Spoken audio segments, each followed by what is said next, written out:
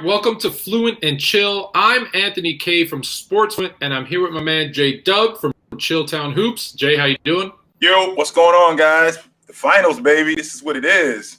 The finals, game one. So we're gonna recap game one, Suns versus Bucks, and let's start. I like to start with the winners, right? They deserve to go first. They get the credit for winning. So you talked about Aton being kind of that possibility to be the MVP, be the one who kind of this series can hinder on what he does. He had a great game, 22 and 19. He was efficient, 8 for 10 from the field. We're going to get to the other guys in a second. Tell me what you saw outside of those kind of box score numbers from Aton last night. The one thing that, despite how long basketball has been around, there's one thing that never changes. Defense and rebounding will always give you an opportunity to win. Every time. If you defend and you rebound, you will have an opportunity to win. Ayton, I thought, was the X factor in this series. Number one, he's extremely efficient. I saw him playing in the playoffs against the Lakers as the rim runner that he is. He doesn't need the ball a lot to get to what he needs. And his ability to rebound and rim protect, it was just a recipe. It was just a perfect storm for him, especially running with Chris Paul. What it looked like to me, it looked like a better version of Trae Young and Clint Capella. Yeah. With what they were doing. It just looked like it was a better version of that. And what Ayton does, he gives Brook Lopez so many problems because Brook Lopez doesn't rebound at a high rate. And that means that now PJ Tucker and Bobby Portis and these guys now have to gang rebound, which takes away from their initial assignments of dirty work and things like that. So now they got to deal with him in addition to that. And if Ayton continues to do what he's doing here, they may very well make quick work of Milwaukee. I don't think that he's going to be able to do that. I mean, we're talking 20 and 20, but if he's able to do that, I think they'll make quick work of Milwaukee. Yeah, I'm going to put it out there. I said Suns in 6, and after last night, it might be quicker. But listen, one game. It's one game. And we talked about Aton maybe, when you have a 2020 game, you might be thinking, hey, that might be a finals MVP candidate. The problem is, for him, good for the Suns, is Chris Paul showed us it was worth the wait. Wait for him to get to the finals. 32, 9, and 4. Also very efficient. 12 of 19 from the field, 4 of 7 from 3. He looked like a young pup out there. Well, Chris Paul, what he does is he stays within his game. Chris Paul is not the guy who he's going to do things different as the finals go. Not the finals, I'm sorry, as the playoffs go on. Chris Paul this is my game. Chris Paul, the reason why he was as efficient, Chris Paul stays in the mid-range. That's his game. And if he stays within his game, he's as solid as any point guard that has ever played, ever. So when you got guys like Brook Lopez switching on him, which I didn't understand last night from Coach Bud, when you got a 5-man switching on to a 1, that point guard's going to win that battle every time. And his inability to change that, his inability to adjust to that and chase Chris Paul off the screen, because what they were banking on was they were banking on getting the switch. That's why they were running that pick and pop action with Ayton and Brook Lopez, because we know that they're going to switch, which makes no sense to me whatsoever, which is why Chris Paul was getting what he was getting. And his ability to get into the teeth of the defense and keep his team calm and knock down the perimeter jump shot like he was doing. So for all the talk about, 3-point shooting being a better shot in today's NBA, I saw the Suns take a lot of good mid-range jumpers, and I think that was huge. They were showing it yesterday kind of during some of the highlights where Chris Paul, Devin Booker, and to your point, I saw Paul's eyes light up every time Lopez switched off on him. And it was right, he's gonna eat him alive. That can't work. For all the things Brook Lopez does help that team with in terms of spacing, he's a bit of a liability on that switch to those guards. So those were the two guys that played really well and I thought were really efficient. And I'm not saying Booker didn't play well, right? 27, 6, and 2. But 8 of 21, 1 of 8 from three. I think the finals may be jitters, right? Like I don't think we can. No. We're going to see a more efficient. I shouldn't say better, more efficient game too. I don't think it was jitters. I think that what Milwaukee did, what Drew Holiday did, what Middleton did, they did a really good job of keeping him out of rhythm. They did a really good job of keeping the ball away from him. They did because a lot of the stuff that he got was in transition. When we got into the half court, they did Middleton and Drew Holiday did a really good job of not just keeping him out of rhythm, getting him away from his spots. Because once he gets to the spots that he needs to get to, he's money. And I think they did a really good job of keeping him off balance and keeping the ball away from him. And when he was getting the ball not just in transition, when he was getting the ball in half court, there were plenty of times where he was getting the ball late in the shot clock.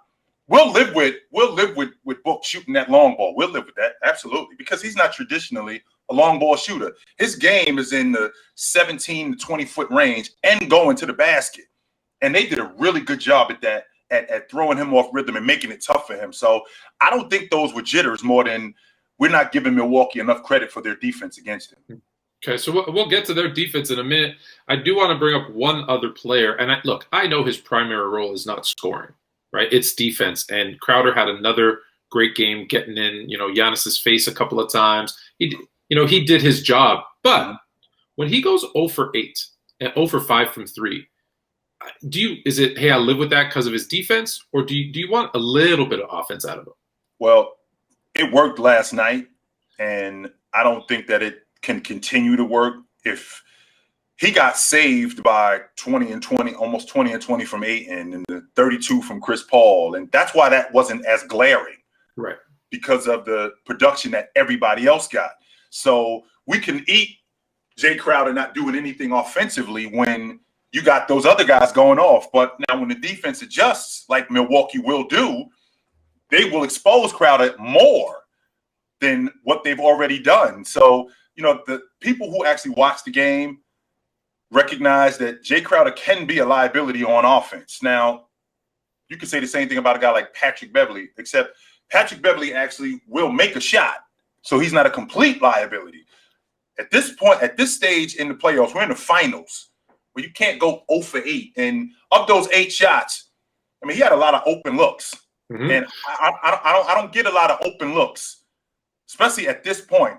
And I gotta knock down open shots. And he has to knock down open shots to give them a chance. Because, like I said, I can't expect 32 from Chris Paul every game. I can't expect 20 and 20 from Ayton every game. I can't expect 27 from Book every game. And if that's gonna happen, then we won't be worried too much about what Jay Crowder is gonna do. But I don't think that's gonna happen. Yeah, I think it was like 81 from Paul, Booker, and Ayton, and then you add in 14 from Bridges, mm-hmm. right? You got 90 some odd points. Yep. Yeah, you can cover that up, but I think Milwaukee's going to go back. So we're going to get to Milwaukee. They're going to go back. They're going to look at the tape and they're going to say, "Hey, let's live with Crowder mm-hmm. shooting, and let's tighten up on these other guys because if we can stop them, right? Because to your point, they did a good job on Book.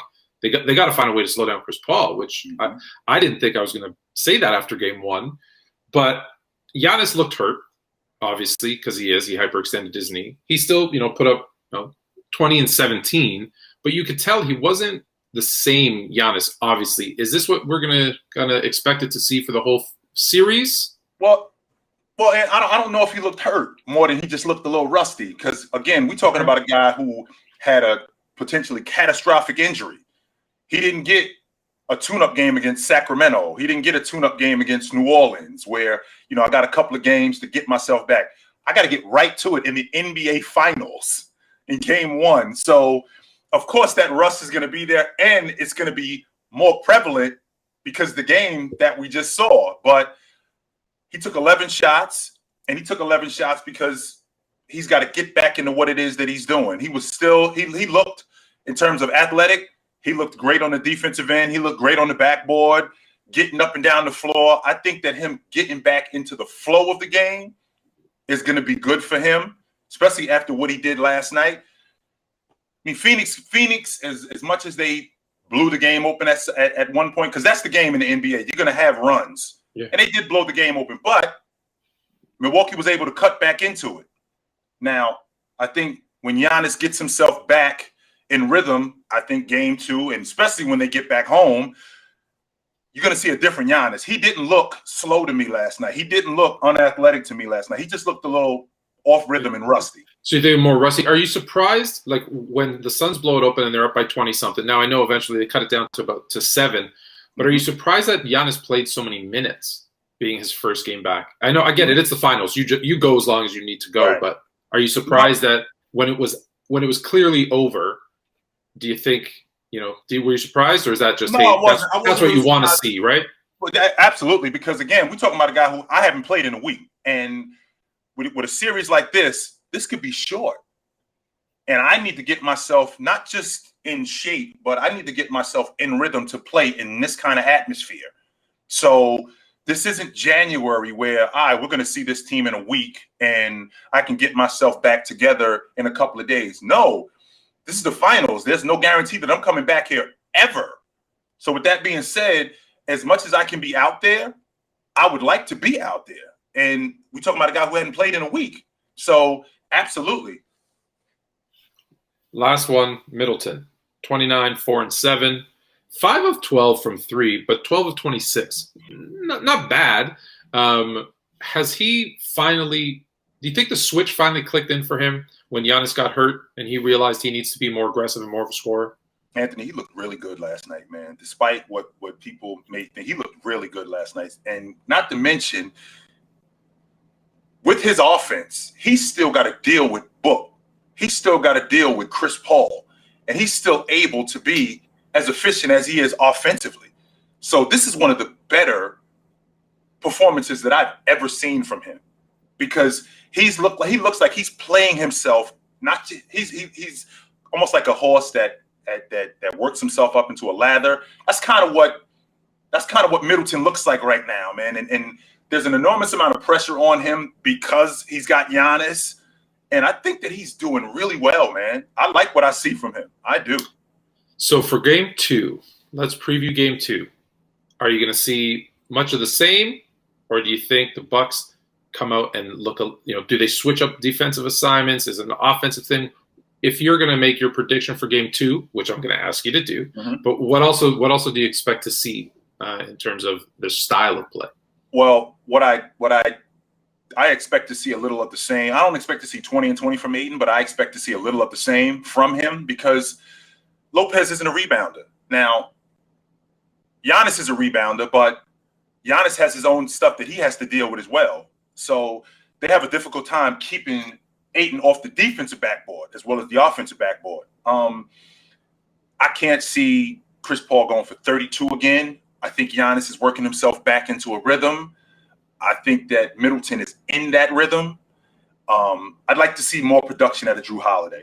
Drew Holiday, the trap that he falls into is when this Milwaukee team shoots a lot of long balls, and he finds himself doing that. A lot of stuff that Drew Holiday does when he's successful is going to the basket and his mid-range game, right in the paint, 15, 17 feet. That's where he's the most successful. He can shoot the long ball, but he falls into that trap when Milwaukee starts shooting the long ball. He gets right on that page, and that goes away from his game. And I'd like to see him get back to that. And if he can get back to that, and they can continue to keep Booker off balance, because again, everybody said, he went for 27 yesterday. No. You got to look at how he got that 27, exactly. Right? Let's make sure that we clear. And if he can keep Book off balance, I think they got a really good shot. So I expect to see a different Milwaukee team tomorrow night. I do, and I think that they win. You think you got the Bucks winning? I do, and I think that they win. And even I'm going to go with Milwaukee tomorrow night. Okay, I'm going with the Suns, but I will tell you, I'm probably going with the Suns because you went with the Bucks, because I was so close. I think it's going to be a much closer game, right? I think the Suns won by 118, 105. So they won by 13 in game 1. It's going to be a one possession game, I think. I think the Bucks are going to tighten up a little bit. They're going to see where their opportunities are. I think you're right. I think Chris Paul doesn't go for listen, if Chris Paul goes for 30 plus again, I'm going to be really shocked and impressed and happy for him. But at the same time, I don't think he does. And I think it's a one possession game, but I still think the Suns at home will pull it out, but by 2. Right? It's going to be a one possession game. You got a dogfight going on tomorrow night. It's going to be a fun one. All right, so we're gonna see that, and then we'll be back for Game 2 recap and a Game 3 preview. Thursday, Game 2 is Thursday night, so we'll be back Friday with a Game 2 recap and Game 3 preview. Check it out. Yes, sir. Fluent and Chill. Yes, sir.